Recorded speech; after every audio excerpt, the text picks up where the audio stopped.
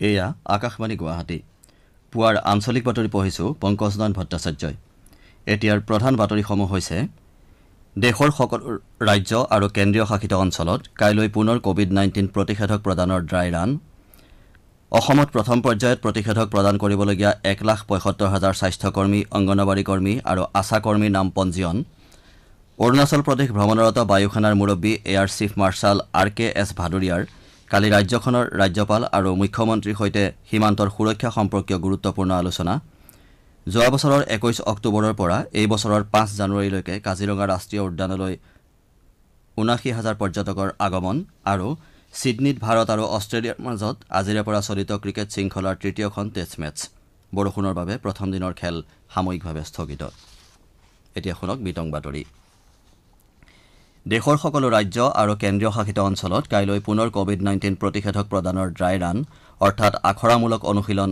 কৰা হ'ব কেন্দ্ৰীয় স্বাস্থ্য মন্ত্ৰালয়ে কৈছে যে এই অনুশীলনৰ জৰিয়তে সকলো ৰাজ্য আৰু কেন্দ্ৰীয় শাসিত অঞ্চলৰ প্ৰতিখন জিলাত প্ৰতিষেধক প্ৰদানৰ বাবে ফলপ্ৰসূ পৰিকল্পনা আৰু ব্যৱস্থাপনা নিশ্চিত কৰা হ'ব মন্ত্ৰালয়ে কৈছে যে কেন্দ্ৰীয় চৰকাৰে সমগ্ৰ দেশতে প্ৰতিষেধক প্ৰদান প্ৰক্ৰিয়া আৰম্ভ কৰাৰ বাবে সাজু হৈ উঠিছে ভাৰতীয় ঔষধ মহানিয়ন্ত্ৰকে অলপতে দুবিধ প্ৰতিষেধকৰ জৰুৰী ব্যৱহাৰত অনুমোদন জনাইছে স্বাস্থ্য মন্ত্ৰালয়ে প্ৰতিষেধক মজুতকৰণৰ বাস্তৱিক তথ্য মজুতকৰণৰ তাপমাত্ৰা আৰু কোভিড-19 প্ৰতিষেধকৰ হিতাধিকাৰীসকলৰ ব্যক্তিগত তথ্যৰ মূল্যায়নৰ বাবে কোৱিন নামৰ এটা ছফ্টৱেৰ বিকশাই তুলিছে এই ছফ্টৱেৰে টীকাকৰণ প্ৰক্ৰিয়াৰ সময়ত বিভিন্ন পৰ্যায়ৰ কাৰ্যসূচী প্ৰবন্ধকসকলক সহায় কৰিব কোৱিন ব্যৱহাৰ কৰাসকলৰ কাৰিকৰী প্ৰশ্নৰ উত্তৰ দিয়াৰ বাবে অহৰ্নিশে খোলা থকা এটা সুকীয়া কল চেণ্টাৰো স্থাপন কৰা হৈছে কোভিড-19ৰ টীকাকৰণ অভিযান আৰম্ভ কৰাৰ বাবে চিৰিঞ্জ আৰু অন্যান্য সা সামগ্ৰীৰ পৰ্যাপ্ত যোগানেৰে শীতল ভঁৰালসমূহ আন্তঃগাঁথনিৰ দিশৰ পৰা সাজু কৰি তোলা হৈছে এই অভিযানৰ বাবে প্ৰায় 1,70,000 প্ৰতিষেধক প্ৰদানকাৰী আৰু টীকাকৰণ দলৰ 3 লাখ সদস্যক যাৱতীয় প্ৰশিক্ষণ প্ৰদান কৰা হৈছে অসমৰ 33খন জিলাতে কাইলৈ হ'বলগীয়া ড্ৰাই ৰানত প্ৰতিখন জিলাৰ 3টা স্বাস্থ্য কেন্দ্ৰলৈ 25 গৰাকীকৈ হিতাধিকাৰীক আমন্ত্ৰণ জনোৱা হ'ব স্বাস্থ্য বিভাগৰ সূত্ৰই জনোৱা মতে ইয়াৰ পূৰ্বে কামৰূপ মহানগৰ শোণিতপুৰ আৰু নলবাৰী জিলাত ড্ৰাই ৰান অনুষ্ঠিত হৈছিল এই ড্ৰাই ৰানৰ জৰিয়তে কোভিড-19ৰ প্ৰতিষেধক প্ৰদানৰ বাবে প্ৰস্তুতি গ্ৰহণ কৰা হ'ব ড্ৰাই ৰানৰ উপৰি আজিৰ পৰা 3দিনীয়া কাৰ্যসূচীৰে প্ৰায় 12,000 ANMক প্ৰশিক্ষণ প্ৰদানৰ ব্যৱস্থা কৰা হৈছে ইয়াৰে কমেও 50% ANM কোভিড-19ৰ টীকাকৰণত জড়িত হ'ব আৰু বাকীসকলক নিয়মীয়া টীকাকৰণত জড়িত কৰা হ'ব আমাৰ সংবাদদাতাই জনোৱা মতে ৰাজ্যখনত প্ৰতিষেধক লাভ কৰিবলগীয়া প্ৰায় 1,75,000 স্বাস্থ্যকৰ্মী অংগনবাড়ী কৰ্মী আৰু আশা কৰ্মীয়ে নাম পঞ্জীয়ন কৰিছে মুখ্যমন্ত্ৰী সৰ্বানন্দ সোণোৱালে কৈছে যে বিজেপি নেতৃত্বৰ ৰাজ্য চৰকাৰখন অসমৰ খিলঞ্জীয়া লোকৰ ভূমিৰ অধিকাৰ সুৰক্ষিত কৰাৰ বাবে প্ৰতিশ্ৰুতিবদ্ধ তিৱা স্বায়ত্তশাসিত পৰিষদৰ নৱনিৰ্বাচিত সদস্যসকলৰ শপত গ্ৰহণ অনুষ্ঠানৰ অংশৰূপে কালি মৰিগাঁও বিদ্যালয়ৰ খেলপথাৰত অনুষ্ঠিত এখন ৰাজহুৱা সভাত মুখ্যমন্ত্ৰীগৰাকীয়ে এই কথা প্ৰকাশ কৰে তেওঁ কয় যে ৰাজ্যখনৰ সৰু বৰ প্ৰতিটো জনগোষ্ঠীৰ স্বাভিমান ৰক্ষা কৰি মৰ্যাদা সহকাৰে জীয়াই থকাটো সুনিশ্চিত কৰাৰ বাবে ৰাজ্য চৰকাৰে ব্যৱস্থা গ্ৰহণ কৰিছে বিজেপি চৰকাৰৰ শাসনকালতহে অসমৰ খিলঞ্জীয়া লোকসকল সুৰক্ষিত বুলি তেওঁ মন্তব্য কৰে শ্ৰী সোণোৱালে লগতে কয় যে শেহতীয়া BTC নিৰ্বাচন আৰু তিৱা স্বায়ত্তশাসিত পৰিষদৰ নিৰ্বাচনত বিজেপিয়ে প্ৰদৰ্শন কৰা সাফল্যই এটা কথাই প্ৰমাণ কৰে যে দলটোৰ প্ৰতি ৰাইজৰ আস্থা অটুট আছে উল্লেখযোগ্য যে কালি মদন বৰদলৈক অধ্যক্ষ আৰু জীৱন চন্দ্ৰ কোঁৱৰক মুখ্য কাৰ্যবাহী সদস্য হিচাপে লৈ ৩৬জনীয়া তিৱা স্বায়ত্তশাসিত পৰিষদে শপত লয়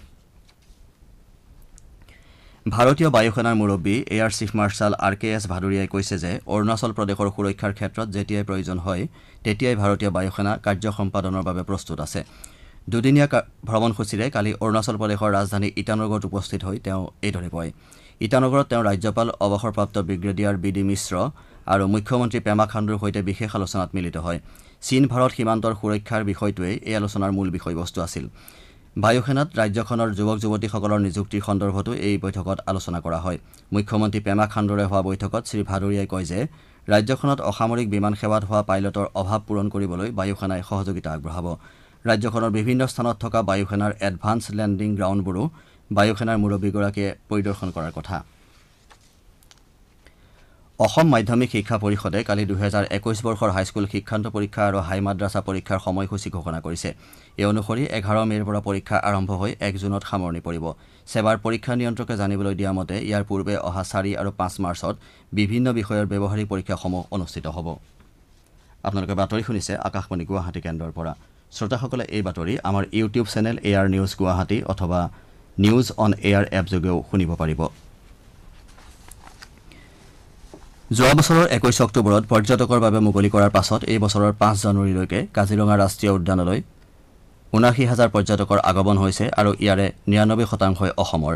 জানিব পৰা মতে এই সময়ছোৱাত ১,৫১,লাখ টকাৰ ৰাজহ সংগ্ৰহ হৈছে। উল্লেখযোগ্য যে কাজিৰঙাত প্ৰথমবাৰৰ বাবে ৯৯% অসমৰ পৰ্যটকৰ উপস্থিতিয়ে অভিলেখ সৃষ্টি কৰিছে। ইপিনে কলিয়াবৰৰ ভোমোৰাগুৰিত আৰম্ভ কৰা নদী পৰ্যটন ক্ষেত্ৰত বৰ্তমানলৈকে প্ৰায় ৭,০০০ লোকে নৌকা বিহাৰ কৰিছে। ৰাষ্ট্ৰীয় উদ্যানখনত সম্প্ৰতি থলুৱা পৰ্যটকৰ আগমন হৈছে যদিও এই মাহৰ দ্বিতীয়াৰ্ধৰ পৰা আন ৰাজ্যৰ লোকৰ আগমন হ'ব বুলি উদ্যান কৰ্তৃপক্ষই আশা কৰিছে। আনহাতে কাজিৰঙা ৰাষ্ট্ৰীয় উদ্যানত কালি ২০২১ বৰ্ষৰ বাবে ঢেকীয়াপতীয়া বাঘৰ ৪ৰ্থ পৰ্যায়ৰ গণনা আৰম্ভ হৈছে। উদ্যানখনৰ মুখ্য বন সংৰক্ষক পি শিৱকুমাৰে কালি পুৱা এই গণনাৰ আৰম্ভণি কৰে। এই পৰ্যায়ত উদ্যানখনৰ ১,০৫৫ কিলোমিটাৰ অঞ্চলত বাঘৰ জৰীপ কৰা হ'ব। ইয়াৰ বাবে প্ৰতি ২ বৰ্গ কিলোমিটাৰৰ অন্তৰালত প্ৰায় ১,০০০টা কেমেৰা সংস্থাপন কৰা হ'ব। এমাহ ধৰি উদ্যানখনত এই গণনা প্ৰক্ৰিয়া চলোৱা হ'ব। উল্লেখযোগ্য যে পূৰ্বৰ গণনাত উদ্যানখনত ১০৪টা ঢেকীয়াপতীয়া পোৱা হৈছিল। বিজেপিৰ ৰাষ্ট্ৰীয় সাধাৰণ সম্পাদক তথা অৰুণাচল প্ৰদেশৰ দায়িত্বত থকা সাংসদ দিলীপ শইকীয়াই অসম আৰু প্ৰতিবেশী ৰাজ্যখনৰ জনসাধাৰণক শান্তিপূৰ্ণ সম্পৰ্ক বজাই ৰাখিবলৈ আহ্বান জনাইছে। অৰুণাচল প্ৰদেশৰ জিৰোত কালি অনুষ্ঠিত বিজেপিৰ মণ্ডল সমিতিৰ বৈঠকত অংশ লৈ নেতাগৰাকীয়ে এই কথা প্ৰকাশ কৰে।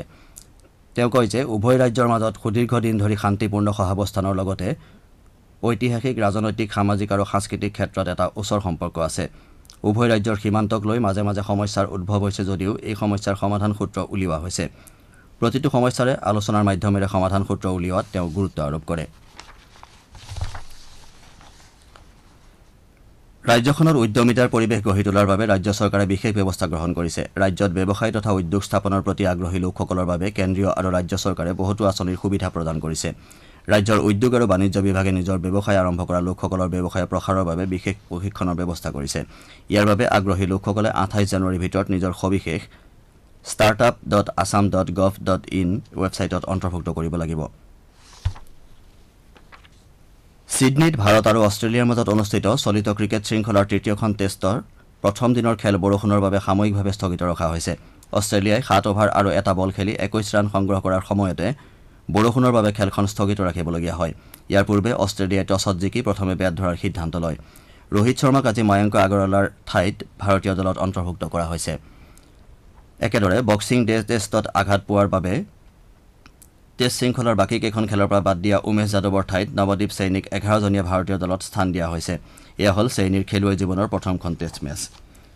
এতিয়া শুনক আজি গুৱাহাটীৰ পৰা প্ৰকাশিত দৈনিক বাতৰি কাকতসমূহৰ প্ৰথম পৃষ্ঠাৰ বাতৰিত চমু অৱলোকন আগবঢ়াইছে পুলক গগৈয়ে।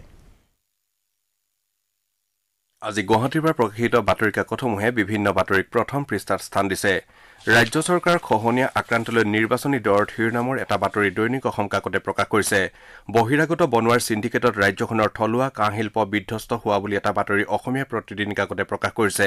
দৈনিক জনভূমি কাকতে ৰাজ্যত বৃহৎ ৰাজহ ফাঁকিৰে কয়লাৰ চোৰাং বেপাৰ শিৰোনামেৰে এটা বাতৰি প্ৰকাশ কৰিছে। নিয়মীয়া বাৰ্তা কাকতে ২০০০ কোটিৰ ৬৫ মহলীয়া বাণিজ্যিক কেন্দ্ৰ নিৰ্মাণৰ নামত চূড়ান্ত প্ৰশাসন, এছৰ পৰা মাটিও নপৰিল টুইন টাৱাৰত শিৰোনামেৰে বাতৰি প্ৰকাশ কৰিছে। অসম উৰুৱাবলৈ সাজু ৰোহিংগা সন্ত্ৰাসবাদী শীৰ্ষক বাতৰি এটা অসমীয়া খবৰ কাকতে প্ৰকাশ কৰিছে। মুখ্যমন্ত্ৰিত্বৰ অংকলৈ দিল্লীলৈ প্ৰফুল্ল মহন্ত শীৰ্ষক এটা বাতৰি আমাৰ অসম কাকতে প্ৰকাশ কৰিছে। এয়াই আছিল আজি গুৱাহাটীৰ পৰা প্ৰকাশিত বাতৰি কাকতসমূহৰ প্ৰথম পৃষ্ঠাৰ বাতৰিৰ চমু অৱলোকন। ধন্যবাদ পুলক। বাতৰি শেষ কৰাৰ পূৰ্বে প্ৰধান বাতৰিকেইটা আকৌ এবাৰ পঢ়ি দিছো। দেশৰ সকলো ৰাজ্য আৰু কেন্দ্ৰীয় শাসিত অঞ্চলত কাইলৈ পুনৰ কোভিড-19 প্ৰতিষেধক প্ৰদানৰ ড্ৰাই ৰান। অসমত প্ৰথম পৰ্যায়ত প্ৰতিষেধক প্ৰদান কৰিবলগীয়া ১,৭৫,০০০ স্বাস্থ্যকৰ্মী, অংগনৱাড়ী কৰ্মী আৰু আশা কৰ্মীৰ নাম পঞ্জীয়ন।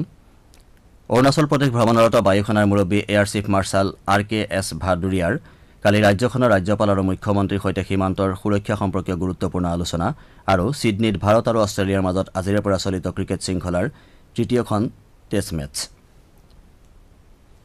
বাতৰি শেষ কৰাৰ পূৰ্বে কওঁ, মাস্ক পৰিধান কৰক, হাত ধুৱক আৰু পৰস্পৰৰ মাজত কমেও ২ গজ দূৰত্ব বজাই ৰাখক। কোভিডক পৰাজিত কৰক।